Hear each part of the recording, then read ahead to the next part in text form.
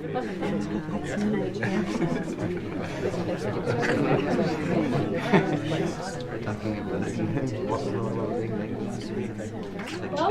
I'm really glad everybody's here, and everybody cozy. Very. Sherry was a little, or when I met Sherry first thing this evening, she's like, I'm not really sure how many people will come. It's like, it's okay. I'll talk to 1, 2, 150, just depends. I was just doing labels. Please, after the talk, check out the displays. It's very hard to absorb when you're seeing something on a PowerPoint slide. And so it's just, so I like to have things that you can wander and look. I've accumulated a lot of stuff because of doing displays with the historical talks I do, and also with like schools. I have a lot of stuff that is, I use as hands-on reenactments when I do schoolwork. So that's why I have so much stuff. And I cover New Hampshire and Vermont, so I have a lot of stuff. I trimmed it down, surprisingly. Just a little bit, just a brief overview of who I am. I've lived in Newbury for 36 years, grew up, moved to Vermont from Pennsylvania in 1976. And so basically my childhood has been here, and started off working at the Journal Opinion, the local newspaper in Bradford, 2 days after high school. I didn't go to college. I just hands-on learned the newspaper business for, well, it's been about 40 years. So, and I've done the gamut. As you can see, I started out as a typesetter back before real computers on CompuGraphics, and everything was paste up with wax and developing your copy when copy used to be like film. So I've done all the paste up. I've worked at the Caledonian Record for 12 years, and then went back to the Journal Opinion when my son started kindergarten. So I've been at the Journal Opinion for 26 years, and going on 4 years ago, my boss wanted to retire, and I didn't want to go look for another job, so I talked my husband into buying the newspaper. So that's what we do.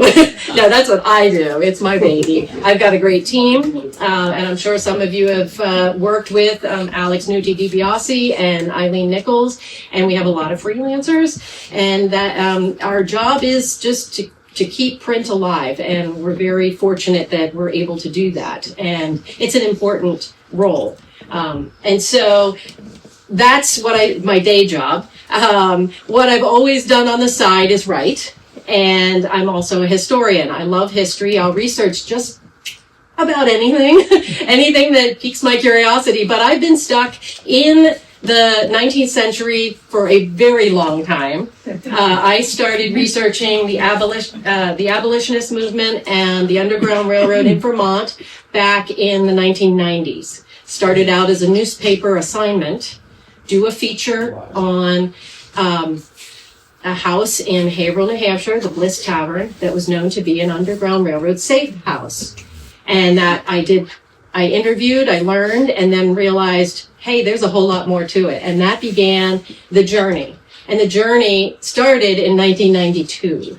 So this is a good 35, 36 years of researching the subject. And it ties in with the Civil War, so I have crossed in, I go back and forth. But even with the Civil War subjects that I do, everything is a mystery. You're getting bits and pieces of the story, bits and pieces of history, and it's a mystery. You don't know what all of it means until you start piecing it all together. And the Underground Railroad is a really tough subject.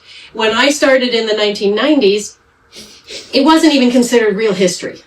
I was told by historical societies, state historians in New Hampshire and Vermont that that's a bunch of folklore and legend and not a real thing because, before the Civil War, as soon as freedom seekers, fugitive slaves, crossed up into New England, they were fine and safe and lived happily ever after. And I was like, I don't think so. So I had to fight a long time to get the subject to be taken seriously.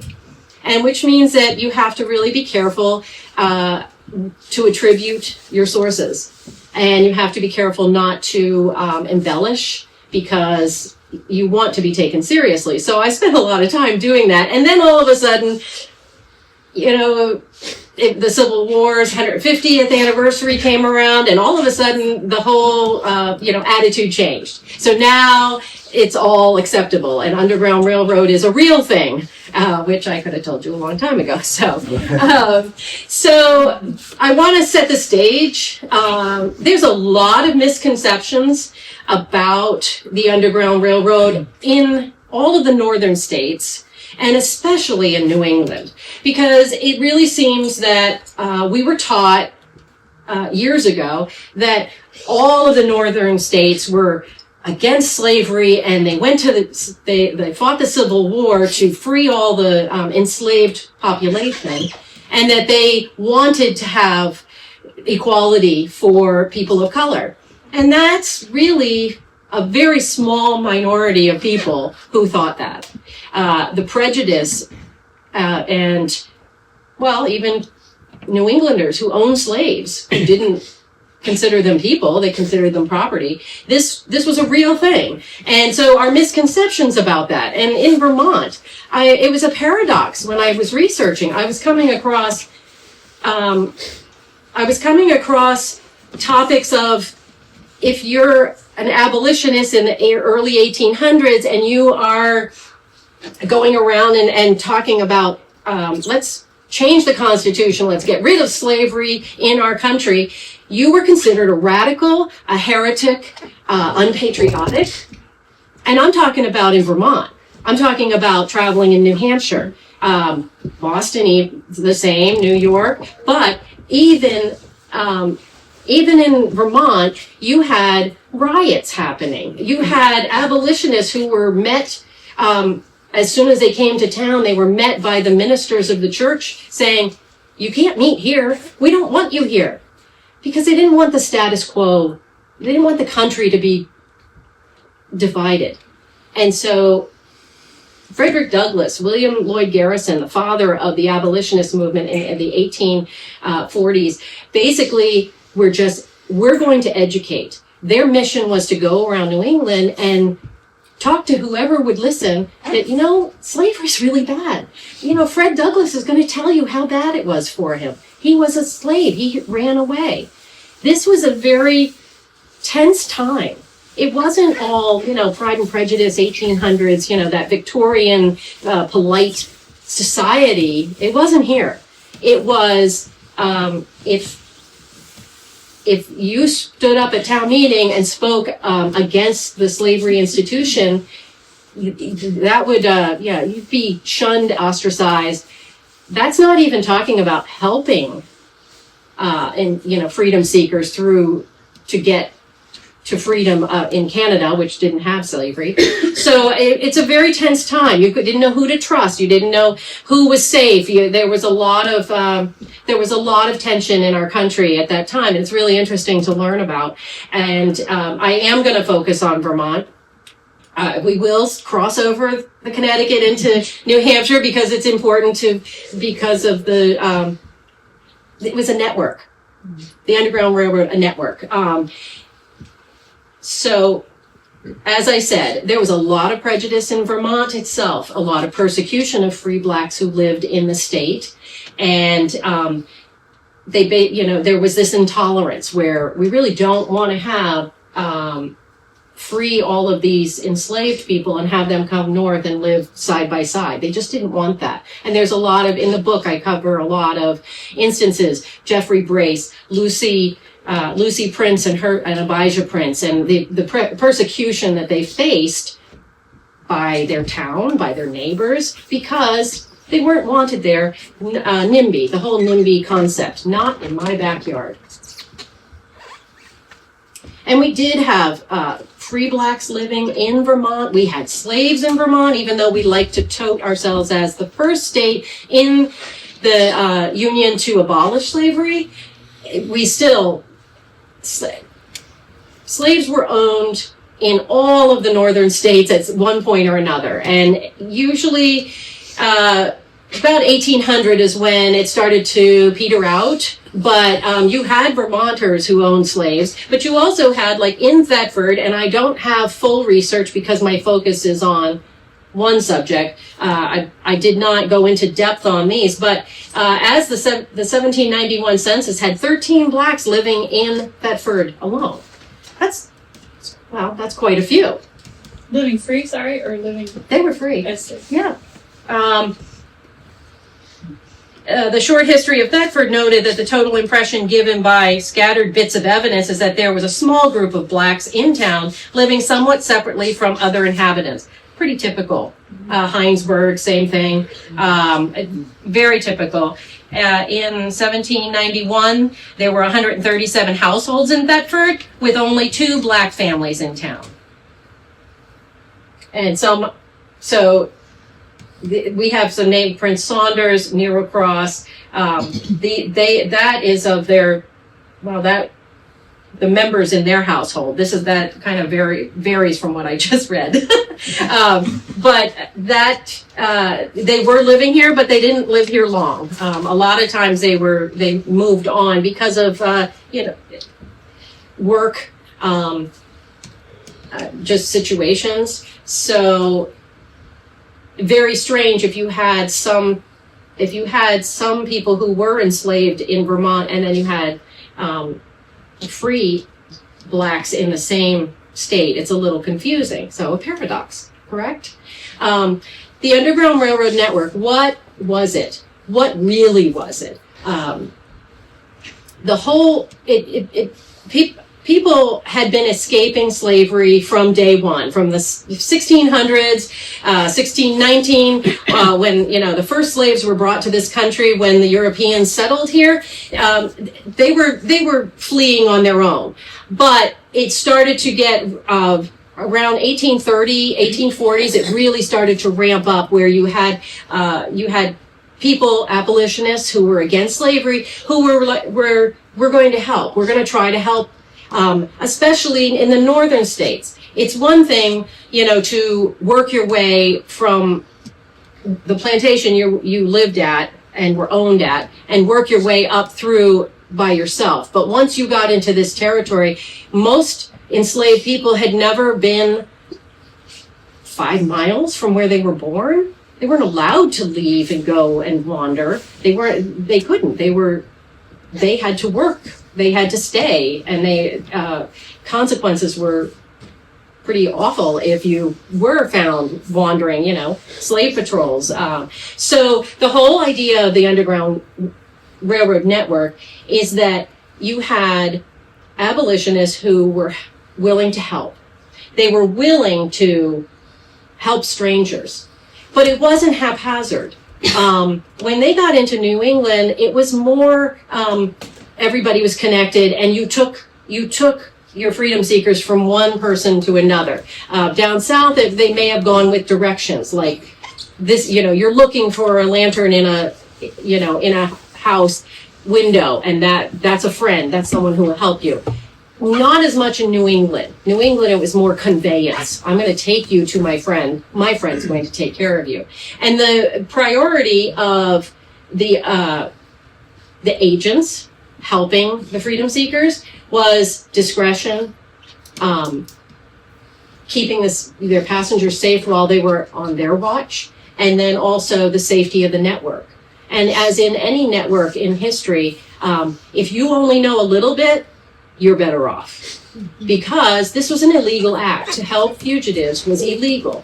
In Vermont, they weren't arresting people left and right. They actually were a little defiant, and by the 1850s, they were really defiant, saying, we don't care what Congress says, we're just going to bypass that. So they weren't really as much arresting people because they were helping fugitives. But if you were found out that you were doing that, you weren't very popular. If you can't stand up and say slavery's wrong, How can you stand up and say, I helped 2 freedom seekers last night? And have people go, oh, wow, that's great. Tell us about it. No, they just the opposite. So the network worked all the way from the enslaved states all the way up through. So it is not a surprise that Vermont, New Hampshire, Maine were very busy, and anything bordering Canada, because Canada was freedom, the promised land. That's where they wanted to go. If they weren't going there, they were heading maybe deep south into Florida, into the Everglades, to safety, where you had maroon groups down in Florida, or get on a ship and head to England, that kind of, anywhere you're safe. Technically, yes, you could live in the United States from the 1800s all the way up through the Civil War. You could live as a free black, but it would take ticking off one white person, and they could change the course of your life by accusing you of being a fugitive. Solomon Northup, the story, 12 years a slave. That's what happened with him. He was sold into slavery. He was a free man with a business and a home and a family in Saratoga Springs, New York. He was kidnapped, sold into slavery for 12 years and couldn't do a thing about it. That's what Fred Douglass, Harriet Tubman, that's what they all talked about. We're not free here. And that was your risk. And that's why anything bordering Canada, this map here shows, all of your New England states, and Vermont and New Hampshire quite active when you really start digging. And something that I found when I have read letters and journals and accounts of agents who helped freedom seekers is that this was not about fame, glory, or me. This is about, I'm a small piece of a puzzle. I don't know any more than what I do and what the next agent does. That's all I know. I can't help you if you want me to explain all of this. I don't have a manual. This wasn't so organized.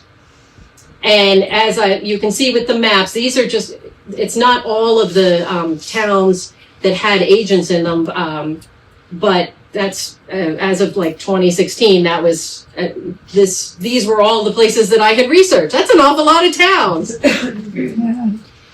So I did want to. We have a quilt on display out in the other room, and as I said, New England was very unique because because you had agents who were taking their freedom seekers to the next person, and that's.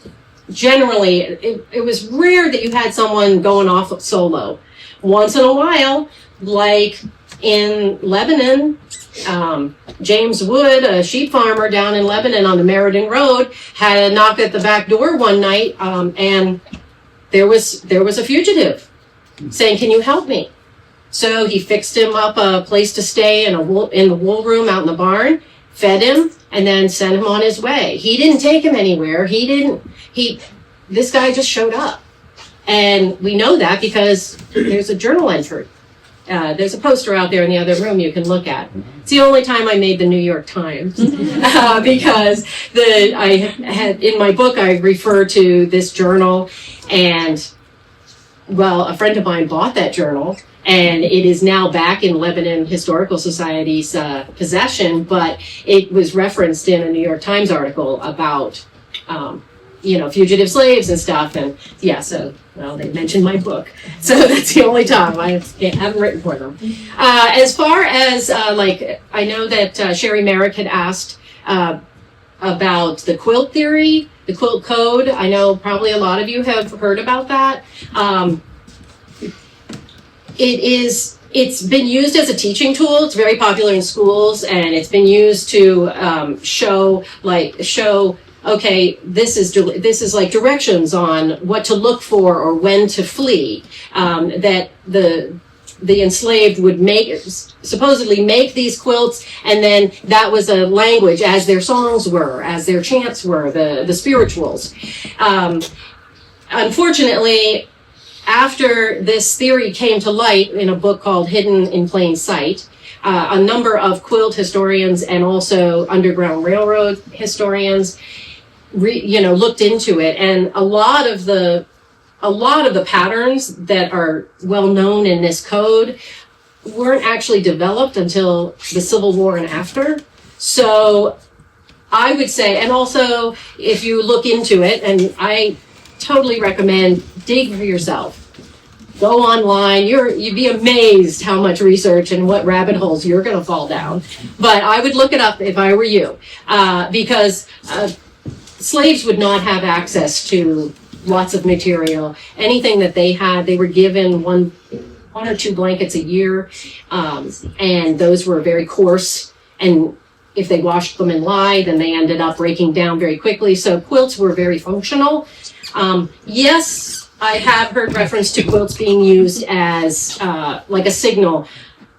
If you see a house with a porch and there's a quilt laying over the railing, that's a sign that that's a friend, and you may knock on that door and that person will be safe. And also quilts were very popular with the female anti-slavery societies that started up in the 1840s, and they would do a lot of fundraising by making quilts and then selling them, and then that money going to anti-slavery societies that could use it. If you had, like in Boston or Philadelphia, you had more organized groups, and you could use that funding for clothing, or shoes to give fugitives on their way through.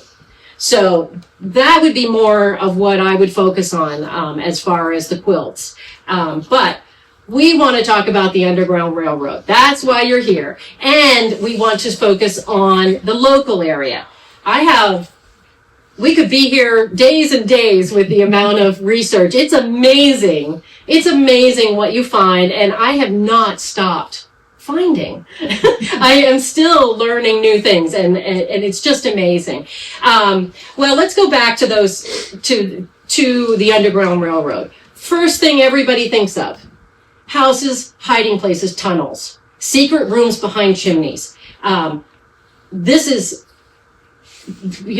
I've been doing talks probably, I would say 20 years, all around Vermont, New Hampshire, New York. And that's something that a lot of people, they come up to me and they say, well, the house I live in, the house I bought was used for the Underground Railroad.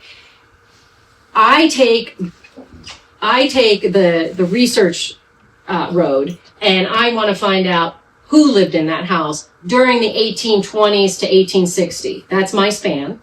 That's where I live. That's my space. I want to know who lives there. I want to know a sociogram. I want to find out who they hung out with, what church they went to, what groups were they in. Were they part of anti-slavery societies? Were they part of the bigger societies? New England anti-slavery? I want to know the people. Okay? I want to know the agents. A lot of the terms we use: conductors, routes, depots, agents, packages, things like this are all connected to the railroad, because the railroad was the huge talk in the 1840s. This is when the Underground Railroad network really beefed up. And that's why even enslaved people down in Georgia would know that there's an iron, there's this iron beast that actually goes, across, can take people places. So they use that talk. Harriet Tubman used the terminology. And this is just a smattering of, yes, it's all men. I'm sorry. I don't have all the women's portraits. A lot of times it's because I couldn't find them. I couldn't find them, like Noah Safford. I don't have a picture of Nancy. I should have a picture. I have a picture of his daughter, Rebecca, but not a picture of Nancy. And the wives were, most of the time, just as involved. Sometimes not, but in most cases. So if, I am sorry that I don't have the portraits, but, most of the town histories that were written were done in the 1890s. After the Civil War, and the narrative is what they wanted it to say, which is why a lot of references to slavery and owning slaves is left out, the bad stuff. Well, there we go. There's Rachel. So we have a woman here. So out of all of the agents that I've researched, and that was just a few, you'll see more out there. The most popular in Vermont would be the Robinsons in Ferrisburg, Vermont. And that would be Roland and Rachel Robinson. And their farm was called Rokeby on Route 7. It's a museum now. Definitely worth going. Mm-hmm. Amazing. 4 generations of items, family stuff, all there. Still, Roland's pipes are still sitting in their holders. It's an incredible place to visit. And they were very well known. They were Quakers, and they were hooked into the Quaker network. So you could pass fugitives from Philadelphia all the way up through in a Quaker home, all the way up to Ferrisburg, and that was a safe network. And they had a lot of written documentation about people from Philadelphia sending up a specific person. So you have documentation that this person's coming. They never stayed. They didn't stay long. Maybe a couple weeks. They worked the farm because Roland and Rachel only had two boys. Very big farm, and not a lot of secrecy, but then sometimes secrecy. If you go to the museum, if you used to go to the museum, they talked about it being a safe place and not, you didn't have to be secret. But then I have places where Roland Robinson had, lookouts in the town surrounding him, looking for, bounty hunters, looking for people who are looking for slaves. So, but that's definitely the Robinsons. You have to hear about them. And like I said, this was something where these agents knew each other. It wasn't a guess. They knew that they had to know and trust the person they were handing over this freedom seeker to, and they were all connected. Okay, and I'm going to tell you about that coin. That was commissioned by the American Anti-Slavery Society in 1838 as a way of promoting the abolitionist movement. And I'll tell you about that later. But they're all connected. How are they connected? This took me a long time to figure out, actually. When you first start researching something, you get bits and pieces. Over time, more is surfacing. Like Civil War items. More stuff surfaces. More houses are being cleaned out. More items are being saved from being thrown away. Or more stuff is online. And you start seeing newspaper articles that talk about anti-slavery societies and the meeting they had on, May 1835 or September 1850. So you had the American Anti-Slavery Society. You had a New England Anti-Slavery Society in Boston. And then the state had one. Each state in the North had their own anti-slavery societies, and the towns had them. I mean, there were a large number of people who really were brave enough to go to anti-slavery meetings. Like in Haverhill, I know they had 99 members. There were a lot. So Thetford had to have had one. Okay, we need to look that up. How many did they have? It's probably in my book. So local. So you have, and then you had subscriptions to anti-slavery newspapers. So that was something that you had to be careful about. You couldn't, you paid that in person. You had an agent in a town, like Samuel Balch in Lyme. He had the subscription base. He kept those documents hidden because it had the person's name who got the subscription to the newspaper and then how much they paid for it. Well, that could be incriminating if you don't want your neighbors to know that you're, a closet abolitionist. But they were members of all the same places and all the same clubs. And when they had a convention, guess who went? All of them, most of them. And that's what I was finding out. I was finding out my agents from Vermont and New Hampshire names would turn up in a Boston, New England Anti-Slavery Society. We all knew each other. They knew these people are good people because we know them. And then we're going to zoom in closer, and history happened here.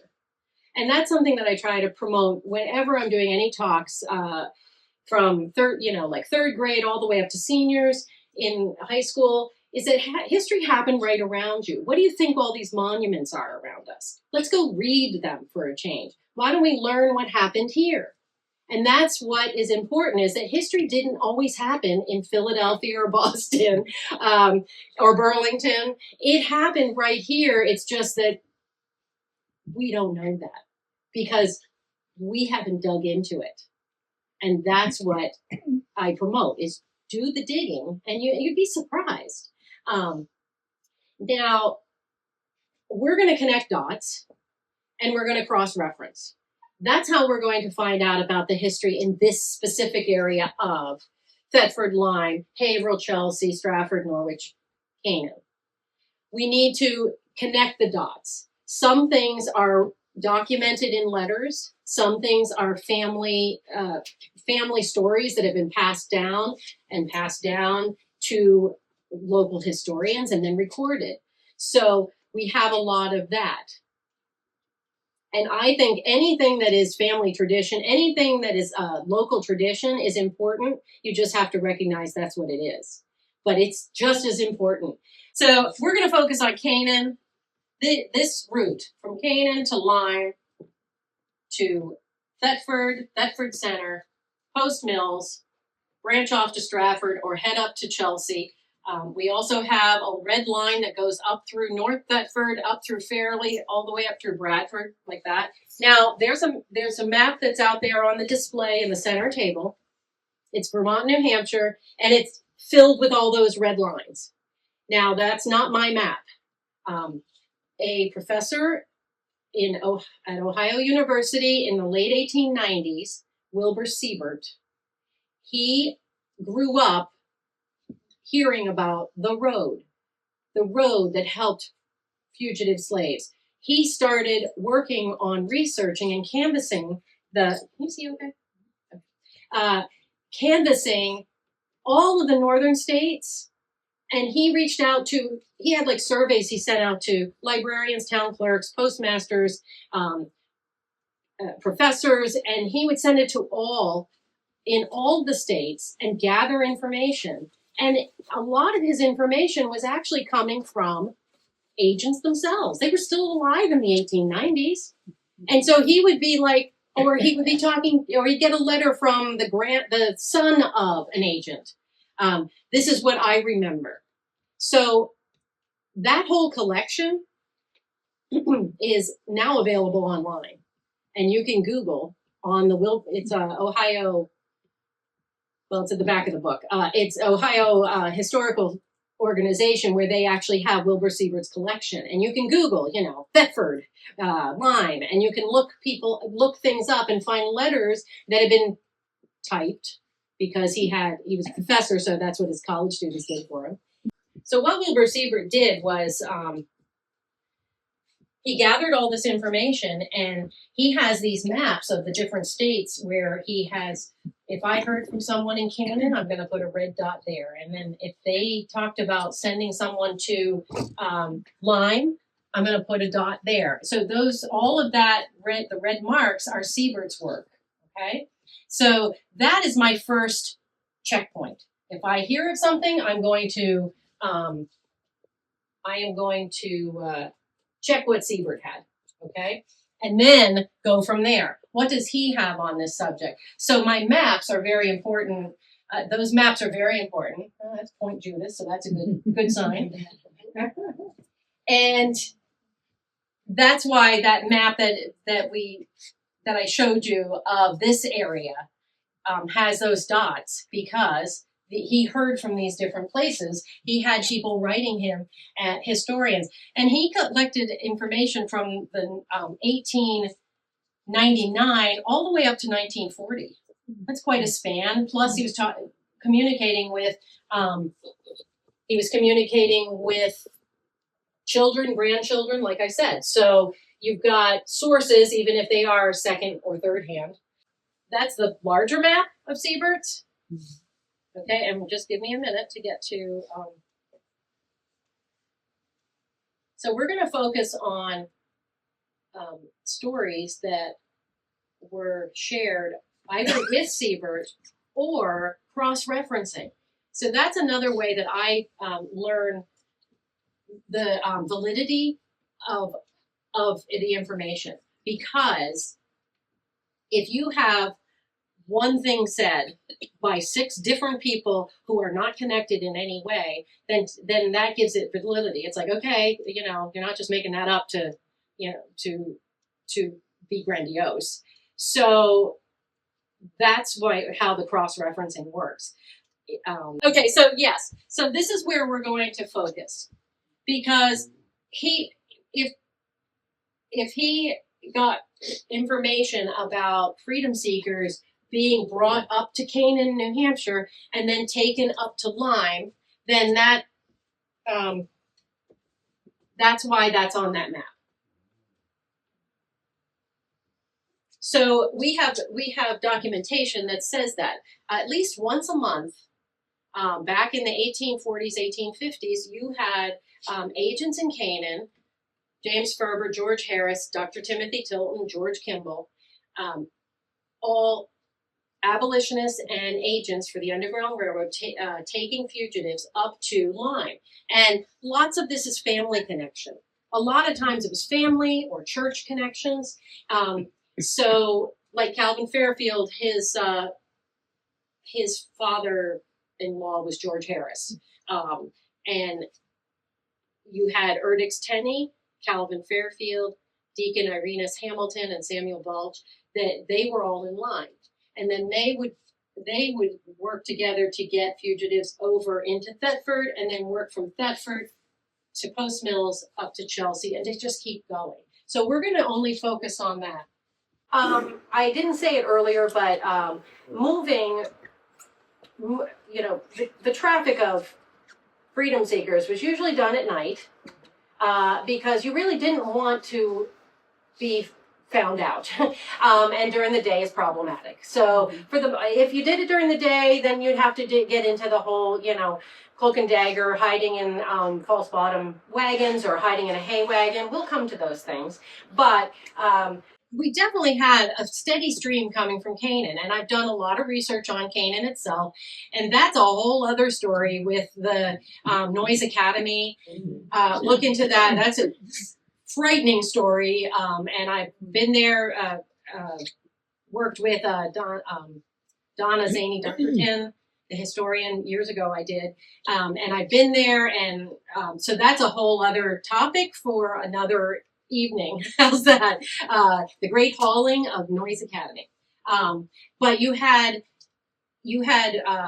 people who were agents helping even during that horrible destroying the academy. Those students who had to flee were helped by those agents who were already in place and took them to Lyme. So there's my Professor Siebert. You didn't get to see him earlier. Ohio University. And it's in the letters like this. Okay, obviously this was handwritten when he got it, and then but in a letter that was written by Carolyn Fairfield, her husband was Payson, and Payson's dad was an agent in Lyme. And in this letter, she talks about how Lyme in those days was an abolition town, from the minister down to the plain man voter, and that her husband told stories about he and the minister's boys and Deacon Hamilton boys tell of their experiences as runners from one station to another of the Underground Railroad. And it kind of sets up how they moved them through the tiny little town of Lyme, right there in the middle. They weren't out in the farm fields. They were right on Main Street. And also the first stop, the first place that the Canaan agents brought the fugitives to was the minister in town, Reverend Erdix Tenney. And at that time, he lived in a brick house south of the village. Yeah, south of the village on Route 10. Now that burned, and then so now it's a white clapboard. The Lyme Congregational Church was divided. Half of the congregation was pro-slavery, and the other half was anti-slavery. So being the minister was precarious, and he also couldn't be seen doing things that were, illegal, untoward, unpopular. And then you had Payson's dad was Calvin Fairfield. This is actually a picture of Payson. There's Erdix. There's Samuel Balch. That's the Balch House on Route 10. It's north of the carriage sheds. It's near Baraka's garage. And it's still owned by the Balch family. And they have the documents that Samuel Balch kept of the anti-slavery newspaper subscriptions. And the family kept them secret up until the 1990s. And they didn't donate them to the Historical Society until like 2015 because they felt that they were incriminating, and Grandpa had saved them, and Great Grandpa had saved them. Very interesting. And this is the house here, right on the corner, East Thetford Road. This is was known as it was Ben Killam's house back in the 90s and beyond. Then it was bought by Catherine and her husband, Catherine Greenleaf. But originally, Erdix Tenney married a Hamilton girl. He lived in it for a little while, and then when his brother-in-law wanted it, Arvinus, he moved to that parsonage. So this is our network in line. These are the people there. And there are stories around that, and there are hiding places, definitely in the Hamilton house. The Balch house, it was more, let's just hide them upstairs, not as much secret places. But that was Lyme. And like I said, it's right in the middle of town. This network moved them right in the middle of town. So you see where the map shows this, they would actually come from, like you said, Grafton. Yeah, so it goes right through the skiway. Yes. So that road that splits the skiway in half is Grafton Turnpike. So you've got Canaan and the agents bringing them to first places to Tenney's.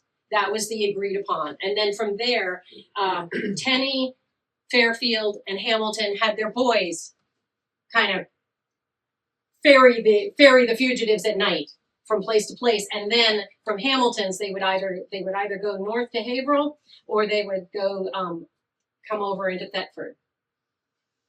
So we want to talk about Thetford agents. Post Mills agents, okay? So we're going to focus on that and not the stories of all the Lyme ones. So there are a number of different sources for the agents that worked in Thetford.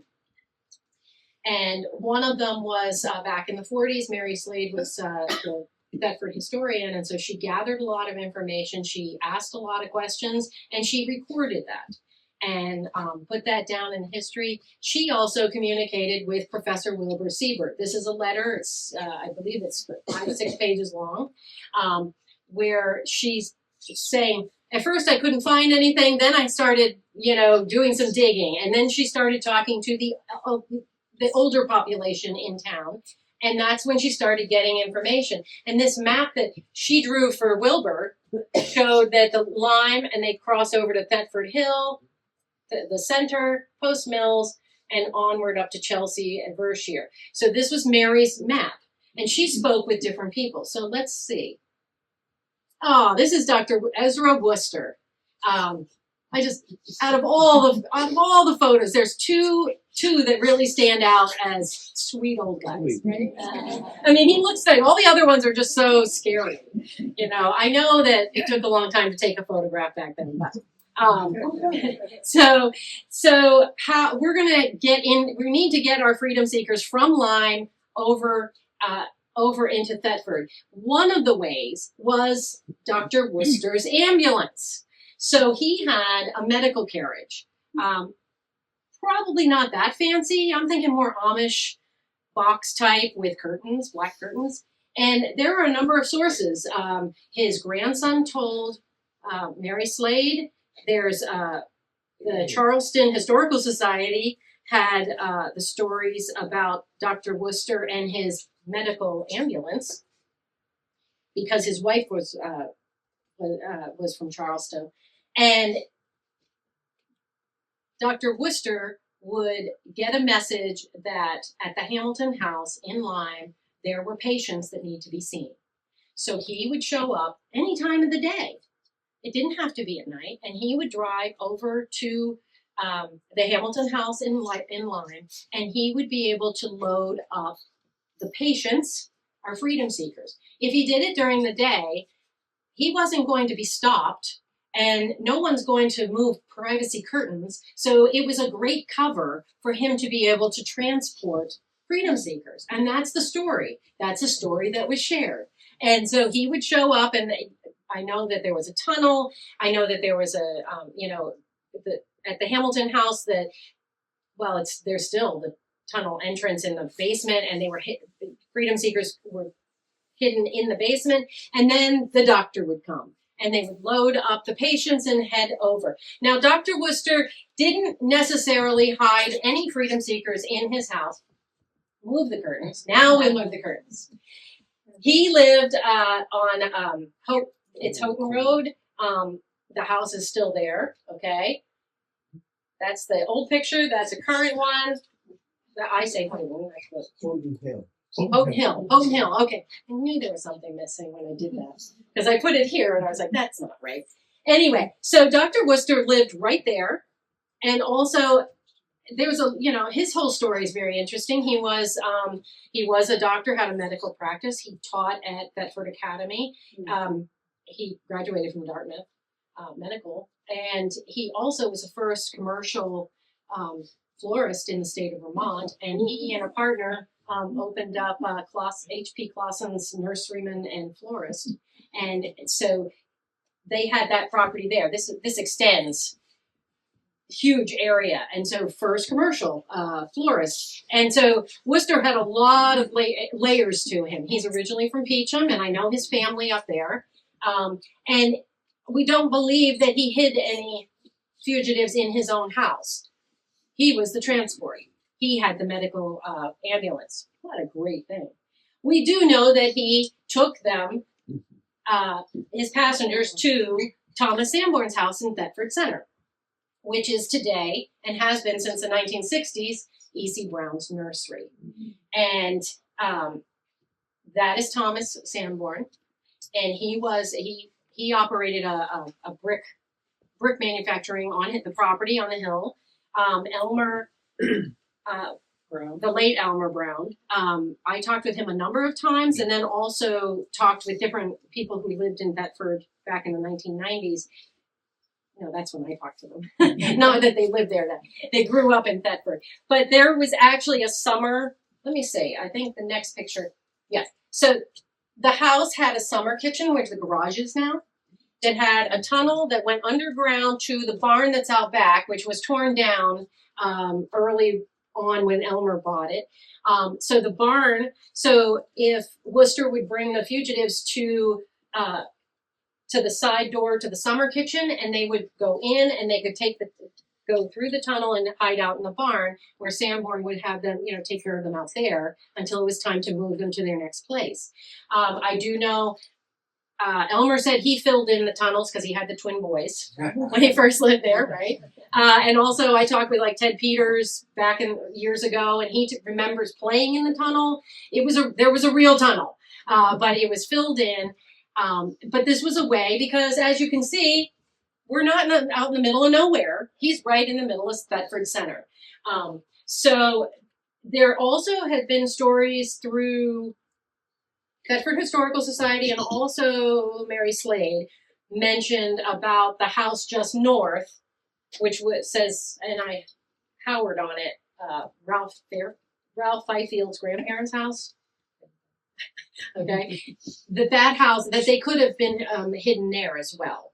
I don't have anything concrete on that, but that is something else. That's another possible, if need be. But Thomas Sanborn would have them. Now, what's interesting is that not only do I have my cross-referencing of letters and historians, is that I do the Orford Flea Market every year. And the first year I decided to do it, I was like, how do I fill that space? I just have a table of books. So I did my displays, except that I made a little museum and set up 2 6x6 tables and then set up like my trifolds all the way around so that you could do a little merry-go-round and look at all the history. And surprisingly, that was popular. And so I had a lot of visitors. First, I had a visitor from, it was Thomas Sanborn's great-great-granddaughter. I think her name was Modine. And her brother is Marshall Van Norden. Okay, so she was a Modine Van Norden. And okay, she came with a friend of hers, and she was so excited because she's looking at the posters and finds out that this house that her grandparents owned and her grandmother talked about how they helped fugitive slaves and they hid them here. And she thought that was just Grammy talking. And so she saw, and then saw the picture and she saw the information and the poster that I had, and she got really excited. She's like, Grammy was telling me history, real history. And she said, I got to go find Marshall. So, because Marshall was there that day. So later on during the day, Marshall shows up and introduces himself, and he says, my sister told me about your book and told me about this. She said, I remember Grammy Sanborn always talked about how, great grandpa Tom was helping fugitive slaves and hiding them here at the house. And we just thought she was, going on and making up stories. And so here you had this family connection of stories that had been passed down through. And now I'm talking to, like a great-great-grandchildren of Thomas Sanborn and validating their stories they heard. How cool is that? That's really cool. I like stuff like that. So that was an interesting, one thing. And Elmer Brown talking about what he was told when he bought the house. And we're not talking about, upstaging for, the real estate market or to write a book. It's just local tradition, sharing the stories. You know how it is. I mean, my parents have lived in an old farmhouse in South Reigate for 50 years, but it's still called the old Bar Farm because that's who lived there originally that everybody remembers, right? It's not their farm, it's someone else's. So we do know, next agent, we know that Thomas Sanborn would take freedom seekers. He would hide them in a wagon and take them at night and take them to Post Mills. And at Post Mills, on the corner, sharp corner, past the bridge, is the Lyman Hinckley house. And this is Lyman. And this is one of his 4 wives, a couple of them named Anne. At the same time? Or? No, no. Another reason you don't have a lot of pictures of women is that most of them passed on. So if you go to the cemetery in Post Mills, it's Lyman, wife. Yeah, unfortunately. But this is Anne, so she was a third wife. Take them there to Lyman's house. Now, Lyman was quite a character. He was pretty obstinate, and people remember him in Post Mills as being very belligerent but extremely outspoken. His son, Lyman Jr., went on to be, I believe, he was like a senator in the state, or I don't think he was governor. I think he was a senator. But so when I started researching it, the Malmquist Mills building was still there. Before Malmquist Mills, before the Chubb fishing rod factory, originally, when Lyman's father, Joseph Hinckley, moved to Post Mills, he built a linseed oil factory on that site. So that covered up most of the Chubb's fishing, which was very popular, very popular and well known. And fortunately, it was able to get a picture of some kind of factory before it was torn down. So Lyman took over running the linseed oil factory, and he lived right there. That's his house. And stories are that if Sanborn brought a wagon to his doorstep, they would leave freedom seekers into the house under a storage space under the stairs, and then in the evening would take them out to the barn and have them stay in the barn. And until it was time for Lyman to take them to the next agent. Let me think a minute. Oh yeah, here's where the story is. I don't know how I'm doing for time. Hopefully, okay. We've got all night. Hmm? We've got all night. Thank you. That's kind. I'll speed it up a little. How's that? But there is a story that didn't come from from this area, but it came from someone out west who shared it with Mary Slade. He grew up in Lyme, and he remembers as a boy, his dad told him one evening, I need you to help me get the horses ready. We're going to take a load of hay over to Deacon Hinckley's house in Post Mills. Lyme to Post Mills in the middle of the night in like the 1830s. Okay? No street lights. Why can't this wait? But the boy was told to do, and you do as you're told. And he relayed the story how they took this wagon to Deacon Hinckley's, and when they got there, his dad said, go in the house, see Mrs. Hinckley, and just stay there until I call for you. That's when the freedom seekers were unloaded from the wagon of hay and hidden in the barn, actually, because it was at night. And then when they were settled, the father went in and said, okay, it's time to go home. And the long ride back, and the instructions were, don't mention this ever again. And then he broke his promise because he told Mary Slade years later. But that's a common thing. I have New Hampshire sons who were told to do certain things, and then you're not supposed to ask questions. You just do as you're told, and this is just you're helping that kind of thing. So from Hinckley's, we're still working on our network north.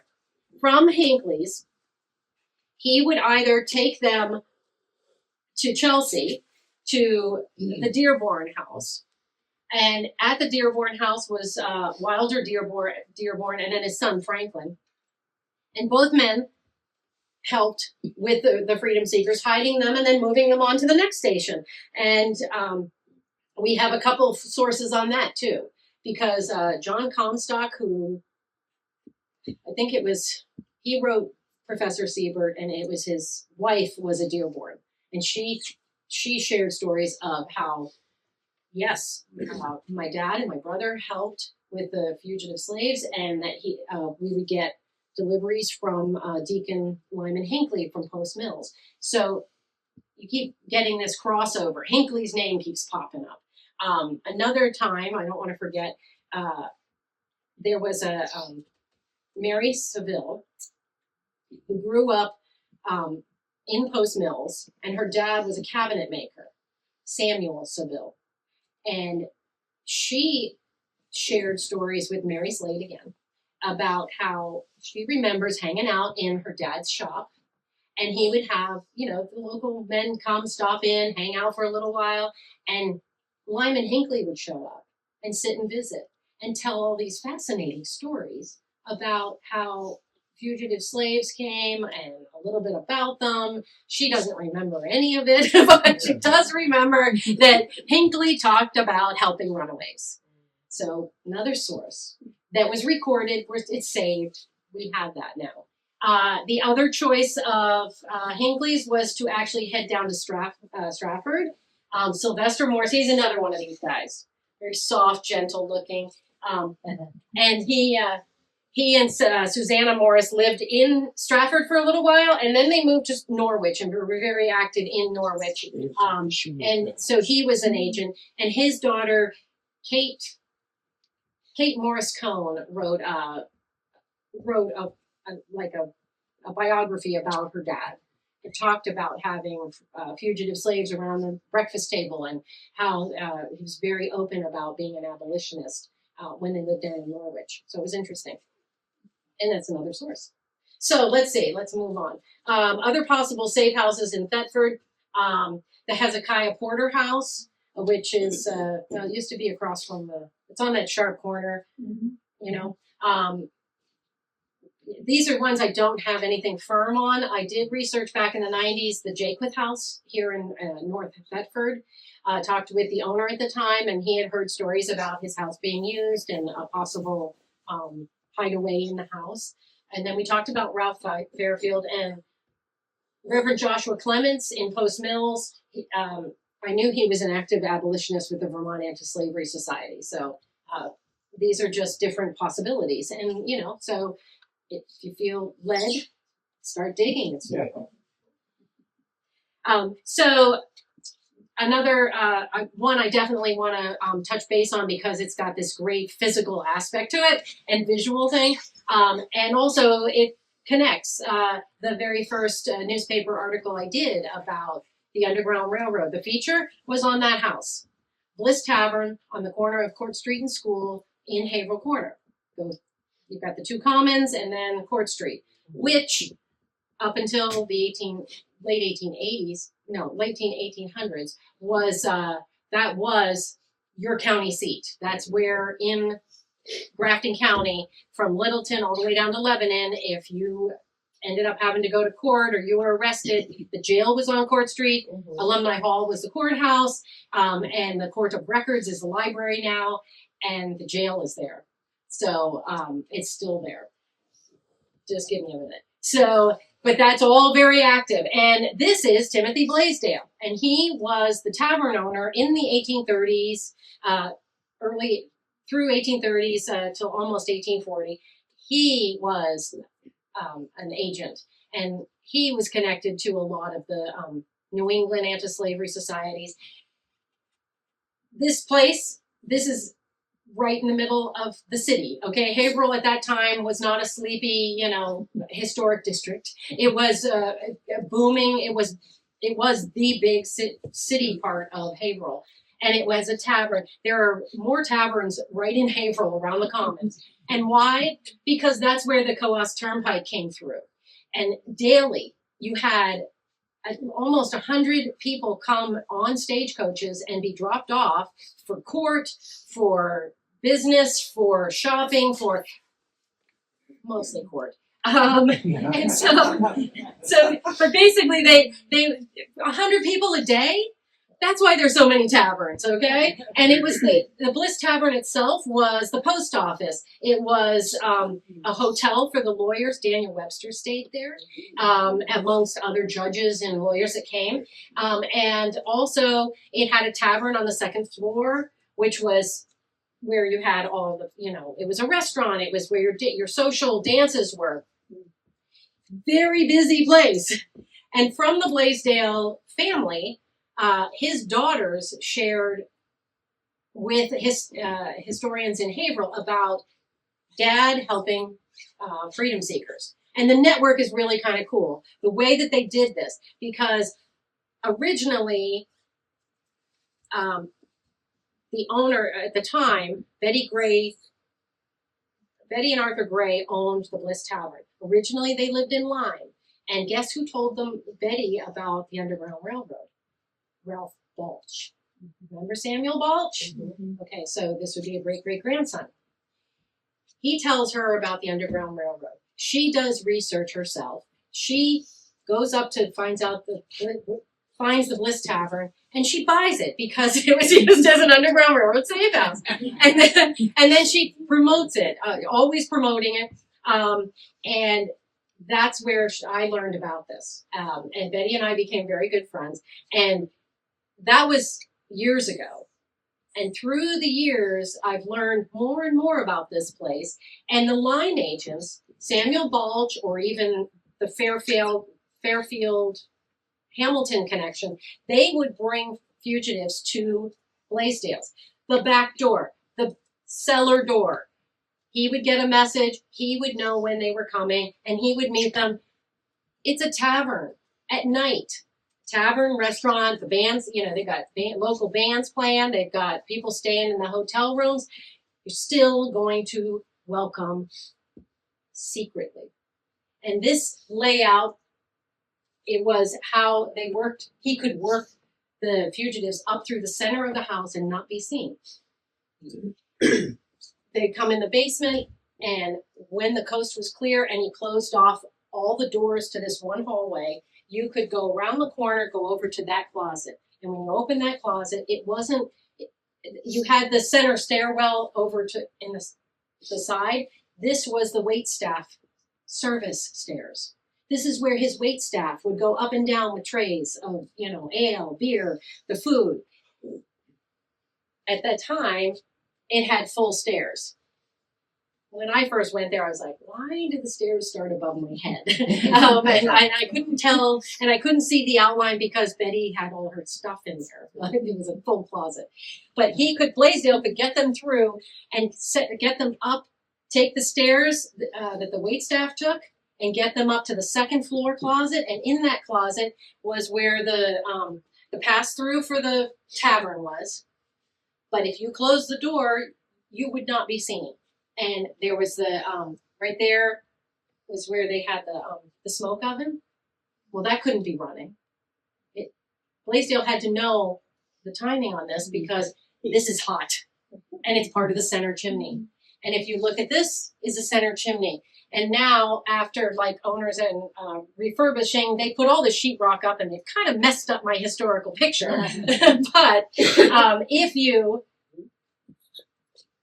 back when I first visited, this was open, and this center chimney was terraced. So if Timothy had a ladder, he could have people climb up there, and Betty said you could hide 12 people around the chimney. And I'm like, what? How are they doing that? And then you could access the attic through a trap door, because I could see that then. I can't see it now because of the sheetrock, but I can see in here now, because the new owners have changed things a little bit, and my son got pictures of this where there's this whole space about 6 feet tall around that whole center chimney, and now I get it. How you could have someone just stand there temporarily when the smoke oven isn't on, okay, when it's cooled down so it's safe, and he could hide them there till he knew it was safe to have them go up in the attic and stretch out up there and stay the night there. So it's quite an elaborate thing, but you could move people through that house without anybody seeing you. It's probably kept them warm in the wintertime too. Yeah, and it would, because once you're in the attic, you're right around there. I just never understood what Betty said when she said 12 around the chimney. I'm like, well, I don't get it. I can't see that. And then now I can see it and I wanted to show earlier, I have a video of this walkthrough of the taking someone up through like Timothy did. And Timothy, I found him connected in a lot of areas around New England, like I said. So that's a really fascinating local place, very local. And last year we did a Haverhill Corner History Day, and we're doing one this year in September. So in amongst all of the many events you're doing for Thetford and 250, Haverhill History Day, I'll keep you guys informed, because what we do is we focus on the history around the Commons and Court Street. So we did virtual tours of that house. We did tours of the old county jail, because it's very important to learn what it was and what, most people don't realize how busy it was. Now, as I said, there's always stuff turning up. I'm always learning something new. I can research somebody and 20 years later find out even more about them. And if you're interested in something, if something piques your interest, start digging. And especially with this topic, it's a secret. We didn't want everybody to know that you were helping fugitives. It wasn't like you wrote a book after the Civil War and the 13th Amendment that freed all our slave population. No. It's important to pass this information on. It's important that we know that all of our states in the Union had at that time had something to do with slavery, and to keep that history alive, because we're supposed to learn from history. Things that surface, things like in the book you'll read about a slave collar that actually was unearthed under a granite slab front step of this house in Reading, Vermont. I mean, and it's a slave collar. You can see that it's got marks. It's been crafted and it's been forged, and it has the markings on it. And I've held it. It's real and frightening. and it was buried. Someone who had it on had help taking it off, and then they buried it. We don't want anybody to find that. If you were wearing a collar like that, you had to have been a slave. And we don't know the story, but this is an artifact. And this was Silas Verdue, who is actually a black man who his family lived around. His family lived around and owned property around this farmhouse in Reading. And when his dad died, it all was absorbed by the neighbors. The wife didn't get it, the brother didn't get it. And he went to work for that family at that house. I don't know. Did Silas? I do know the story of Silas. There's a picture of him. He fought in the Civil War in Henry Walker, who owned the house, in his stead, and he's buried right in the same family plot and right near the Walkers. So he was held in high regard. That's usually not the case. Things that just are turning up. Things that you just don't know what's going to be found. A friend of mine is Bob Amos. He's okay, now I'm not going to remember the kind of music it is. Bluegrass. Yeah, he's a bluegrass musician, lives up in Lyndonville. And his family was from Auburn, New York, and his great-great-grandparents were Dr. Samuel and Mary Hopkins, who were neighbors and close friends with Harriet Tubman back in the 1800s. And they were very close and helped her when she had the retirement home she set up in Auburn. And these photos of Harriet fell out of the family copy that Bob had of Sarah Bradford's first biography about Harriet Tubman that she wrote. She interviewed Harriet, and then she wrote this first biography, and in it, Bob had pulled it off the shelf, and these pictures fell out that had never been seen before. I mean, we only have a certain amount of pictures of Harriet. Well, this is her in front of her brick house in Auburn, New York, and that is it's like Bob Amos's great-great-aunt. It's a Hopkins. So we have new images. That surfaced in 2018. How cool is that? He wrote an article about that and to share that. Back a couple of years ago, I was doing History Alive down in Hillsborough, New Hampshire, and came across this Wentworth Cheswell in Newmarket, New Hampshire. And I started researching him, and I had a friend looking into him. And then turns out her cousin bought the property in Newmarket that Wentworth Cheswell had owned. And he started doing research and a 20-year journey, and learned that Wentworth Cheswell was his grandfather had been a slave in Portsmouth, but his parents were free blacks. His father was an architect and very well known and held in high esteem in Portsmouth. Helped build the John Paul Jones House and a number of those houses in the 1700s. And Wentworth Cheswell was sent to not college. He was sent to boarding school in Massachusetts. So it tells you that the family had money. And he came back. His father had bought property and gave it to him. Wentworth Cheswell ended up being a teacher in Newmarket. He was part of the Committee of Safety before the Revolutionary War. So when the British were coming, he was considered the Black Paul Revealer because he was his route was to alert people in southern New Hampshire, the towns that the British were coming. He was a historian. He was like the first archaeologist in New Hampshire, and it was a black man, and his whole history was totally like erased until my friend's cousin bought the property and started digging, and now Newmarket is honoring him, and that's all history that was just dug up. And you know how he found the friend found it? He bought the property and was clearing the trees and stuff out in the backyard and found stones, a whole cemetery, and grown over, and it was a Cheswell family cemetery. So now you can go and see it. But those are all things that just keep surfacing. They just keep popping up through. You'd think we'd be done with it. You'd think you'd find everything. But as anybody who studies ancient Egypt, like I have, everything is always still coming to the surface. They're still finding mummies. They're still finding tombs. How awesome is that? It's never ending, and that means that it's there for you. It's there for you to learn about. And it's just the thing that click on this. I only put pictures on. And this is not AI created, by the way.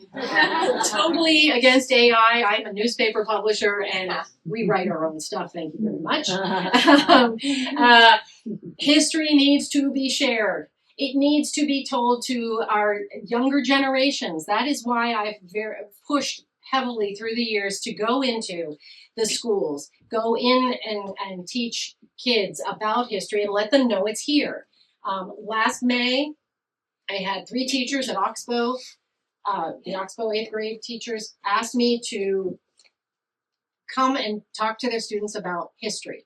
But they were like, they're not going to listen if you just stand there and do this. Yeah. So how about a hands-on, what about a field trip? And I went, oh, that's easy.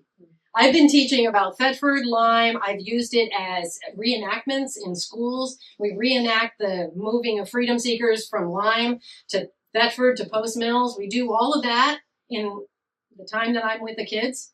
I said, I can do a field trip. I'll take my own car, but I'll do a field trip, 6 hours. Last May, 6 hours. We had, I think it was 40 8th graders and teachers and paras. And we went from Oxbow to Thetford Hill, Thetford Center, and Post Mills. We got out at each stop, and I had my posters. This was Hinckley's house. This was where the mill was. I would tell them things and show them we are on the spot that this happened. We're at E.C. Brown's. This is where the summer kitchen is, and that's where the barn was. Hands-on, we did it. Those kids were involved. They were interested. They had great questions. 6 hours we were out that day. We ended up in Haverhill Corner, and the piece de resistance was going to the old county jail. And my friend owns that, and so she gave a tour of it, and I had abolitionists. It's in my New Hampshire book. I had 2 abolitionists that got jailed there and wrote about it. It's a 2-story edifice. It is scary at the same time as amazing, and it's where the last hanging in New Hampshire was held, outside that window up there. It's a tremendous, it's definitely worth going. So Haverhill History Day, I'll let you guys know. Those kids left that day. It will never leave them. It's in their head. I have kids that I've been in their 5th grade class, and we've made desks into wagons and had fugitives hiding underneath and moving them. And then they're seniors, and I go back and I talk in their class, and the seniors go, I remember when we were in 5th grade and you came to the class. You do that hands-on, it never leaves them. And you hope that you can instill this importance of history. And right now, more than ever, I'm furious about the presidential house in Philadelphia.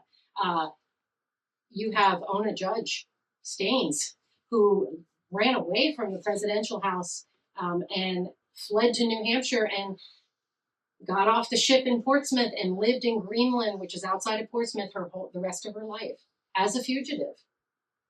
But she'd rather be a fugitive than be a slave. And she was interviewed, and there's a direct quote from her on that. That's history we cannot let be erased. And my whole job is not to allow it to be erased. So try not to preach too much in between. But the other little thing I'm going to tell you is that it's very important now, as it has been since we started learning more, is that to learn a better narrative. Because the narrative that we've had growing up is white Anglo-Saxon male narrative. They're the ones that wrote the town histories. They're the ones that chose the history. I was a little surprised when I started researching New Hampshire with this subject and realizing that in New Hampshire, the historians over there literally erased people's lives, literally erased that Portsmouth had a whole slave population and slave trade. And it didn't even surface until the 1990s. Not acceptable. So for me, you learn the narrative the best you can. Obviously, you're always getting something from someone else, but it's important to strive that. And the last thing I want to share is these coins. So I'm working on something totally different. There's a family collection in Piermont, New Hampshire. It's the William Deal House on Church Street, and his family had like 4 generations of family history in houses, the Deal houses on Church Street. And when he was the last of the line, so everything of his families came down to him, and they were in these houses. And he didn't have any children, never married, so the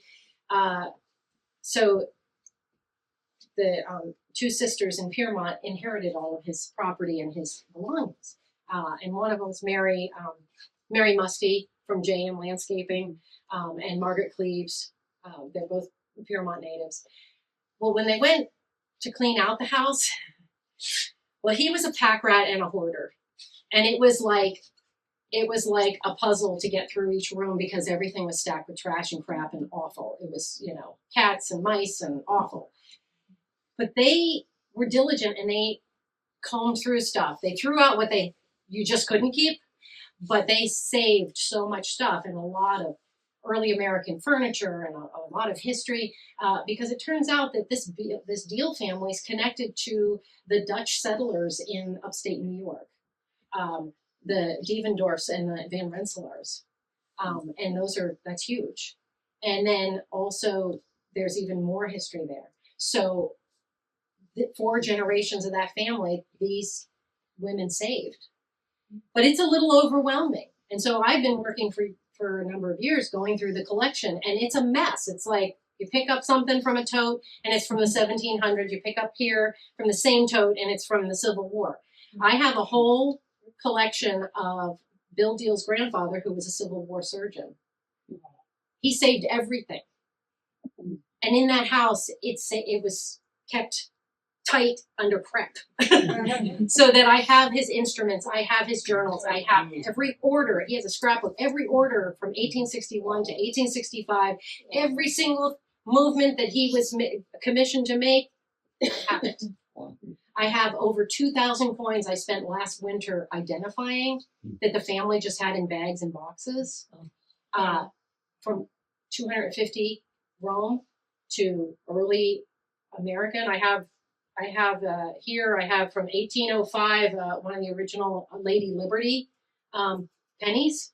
And every 10 years they would change the lady's hair and they would mint a new coin. So there's like 70 of each of these, through the span. And that's just pennies, early American pennies. There's all kinds of tokens. And I learned a lot about hard times tokens. I learned a lot. They used to be like business cards, a lot of business clothes. And I came across 4 of these American anti-slavery propaganda coins, 1838 minted. And this is the one that says, "Am I not a woman and a sister?" And then the compliment one would be, "Am I not a man and a brother?" That's the more popular one and rare. But there were 4 of these coins in that collection.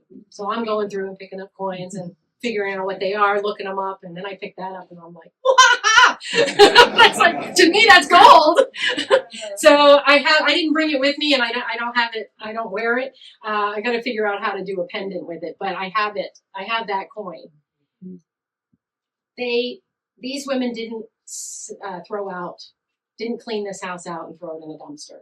They saved history. And right now I'm working with a Detroit historian because this Bill Dill family ended up in Detroit, and there's a whole bunch of old Detroit history that's was lost, and now I'm finding it in that house. History is still around us. Oh, and that's the end of the show.